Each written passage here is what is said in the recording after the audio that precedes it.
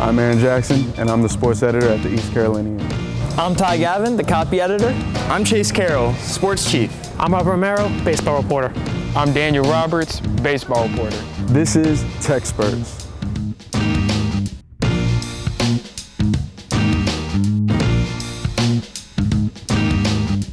Welcome back to another week of Baseball TECsperts. Today we have baseball writers Robert and Daniel with us today to recap the weekend series against Wichita State and the two midweek games against UNC Wilmington and Wofford.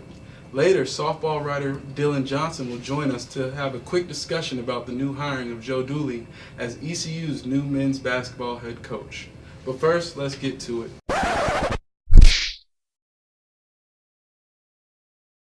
Number 11 in the country, ECU defeated the Shockers 2-1 in the weekend series. They are now 6-0 in weekend series this year. What does that say about this team? What that tells me is that this team is able to fight through adversity, because we saw them lose a game against UNC, we saw them lose a game against UCF, and then an early loss against Wichita State.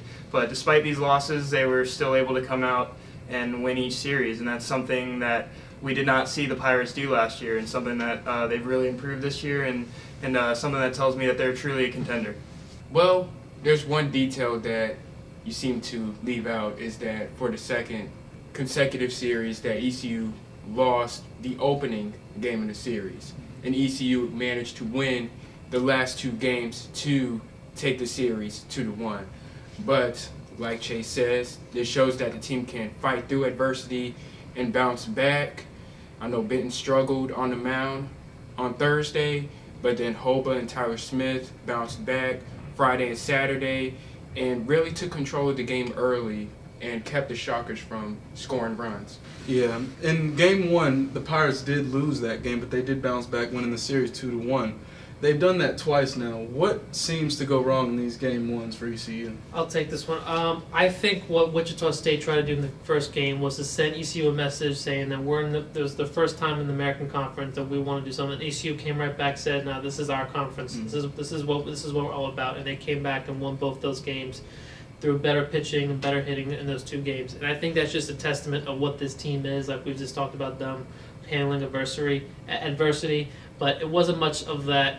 Wichita State just outperformed game one. It wasn't that ECU did anything wrong, it's just they just punched them in the mouth. And ECU, like they've done all season, came right back and just took care of business, and that just goes to show what this team has done all year. Mm-hmm. What we saw in game one from Wichita State pitcher Cody Hewer, he's 5-0 in the season now after defeating ECU, but we saw some great stuff out of him. But what we really saw was bad pitching from ECU that game, something that has been uncharacteristic of this team this year.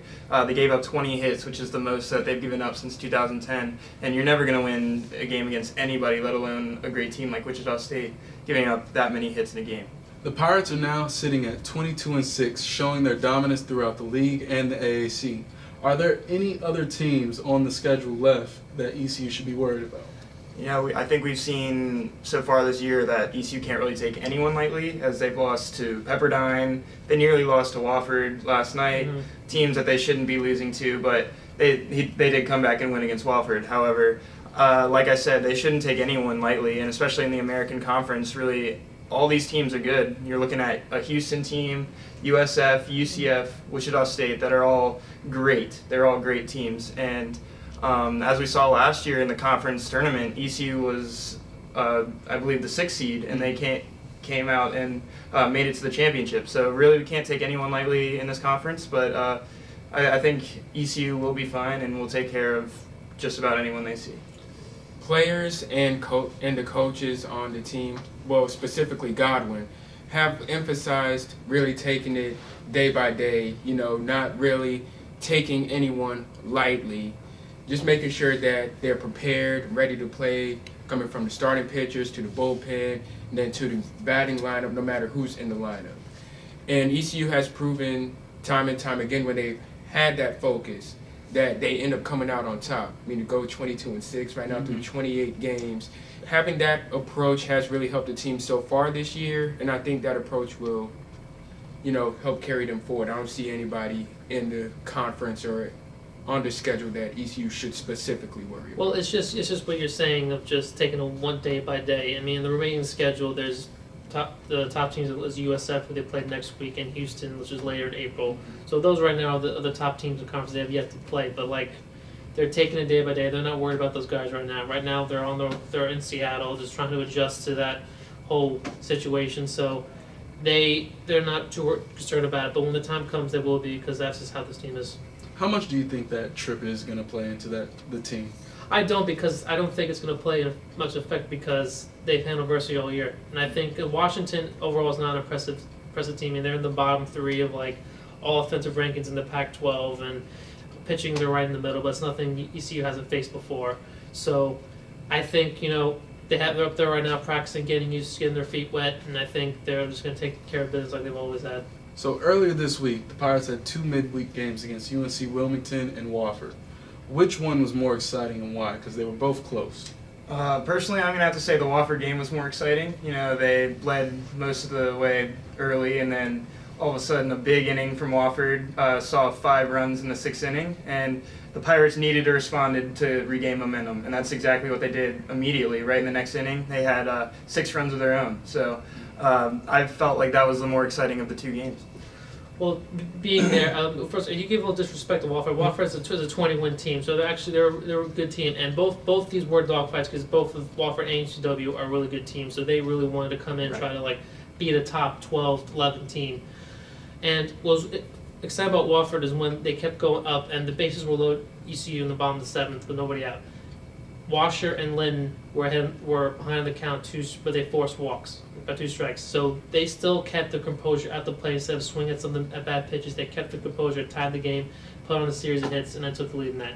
And UNCW, there was a power outage, and they kept scrapping back too. They had a 5-2 lead, and it was cut to 5-4, and there was a power outage in bottom of the 8th. Took advantage of that, got an assurance run, and Ryan Roth closed it down. So it's just tough, gritty wins that ECU had this week. How should hitting fare against Washington University? Other than Joe Demars, who's they're starting, who's going to be either probably Friday or Saturday, he's going to be a guy that could cause ECU trouble. Other than that, they can get through their bullpen. They shouldn't have much trouble hitting off those guys. But Lynn has, like you said, just been on a tear. I mean, he had a home run last night in 4 consecutive games, which is the first player to do that since Devin Harris in 2010. So he's just been on a roll right now. He's really getting to a groove offensively now than he did early in the season, and he's just going to be more of a weapon for them as the season goes on. Are there any more Pirates on the roster that you expect to show up in Washington? I have to say Brady Lloyd. Brady Lloyd's been on a tear all season long, has a batting average of over 4,100, and he just has proven time again that no matter what pitcher any team sends out, he's going to get at least 1 hit and get on base to try to give ECU the best chance to win the game. And I'm going to correct myself. It was the University of Washington, not Washington University. Now, what's everybody's prediction, starting from the left, for the Washington series and the Elon game? I have them sweeping the Washington series 3-0 and win the Elon game 1-0 because the biggest adversity they're going to face is just through the travel and just adjusting to that time zone because if they travel 5 hours, they're going to get there 2 hours just later. So, and then traveling back is the biggest thing because they're going to lose a lot more time on the way back. So I just don't think the travel's going to affect it, and I just think that when you match them up talent-wise, it's just ECU is just far superior to them. So they could do it because they lost. If you lose to Pepperdine, then you can lose anybody if you don't show up. Which Godwin's always said, it's not about the best team; it's whoever plays the best that day. So I just think they will do it. I think this is something a challenge they're looking forward to, and they're going to respond. I have ECU sweeping Washington and taking Elon as well. The both pitchers, Benton, Hoba, and Tyler Smith, I believe will step up to the plate. Having a day-by-day approach has helped the team do very well so far. And the bullpen has stepped it up in closing out the games after the starters are taken out, maybe 5th or 6th innings, depending on what the score is at the time. But they have done a good job of closing the door on their opponents, and I don't see ECU's batting struggling against either team. So our colleague that is not here today, Ty, he predicts the travel to be much more of a problem than we do. He's sick, so that explains why he's not thinking straight. Yeah, he's not thinking right now. He thinks that ECU will actually lose the series 1-2 to Washington. I disagree. I'm with you guys. I think we're going to sweep them. I don't think this travel is going to be a problem for this ECU team that has really fought through adversity all season. And along with that, I don't think Elon will pose too much of a threat to us either. So I have us winning that game as well. I think we should get a broom because I have the sweep too. No need to say it again, but one thing to mention, Tyler is leading the prediction records by 1 win this year. And if he gets this one wrong, we'll be back in the races. Chase will be back with more to lead the Dooley discussion. I think the thing that we need to do is we need to make basketball work here in East Carolina. And at times, I think we've had some periods where we've been good. We need to be consistently good. We need to find a way to do that, and we will. I think one of the ways to do that is to hold our young men accountable. We're going to try to be as good as we can be in the classroom, on the court, in the community, and we want guys that are going to be proud pirates. Welcome back to TECsperts. Joining us for this portion of the segment is Dylan Johnson. So it's official, guys. Joe Dooley has officially been hired as the ECU men's basketball coach. So what are your guys' initial reactions to this hiring? I personally think that it's a good thing for ECU. Joe Dooley has tournament experience. He's won the conference tournament like 14 out of the last 15 seasons. And he was part of the 2008 Kansas coaching staff when they won the national championship.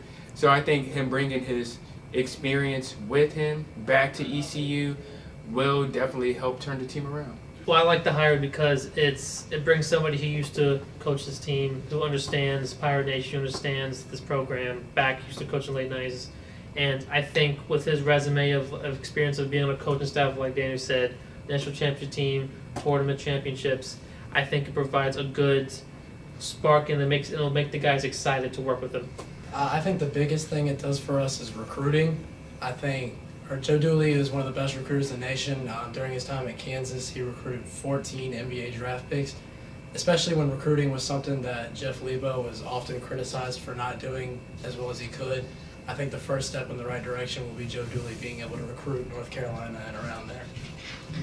So obviously this probably doesn't put us into title contention by any means anytime soon, but where do you feel like Dooley can really bring this program to at its highest peak?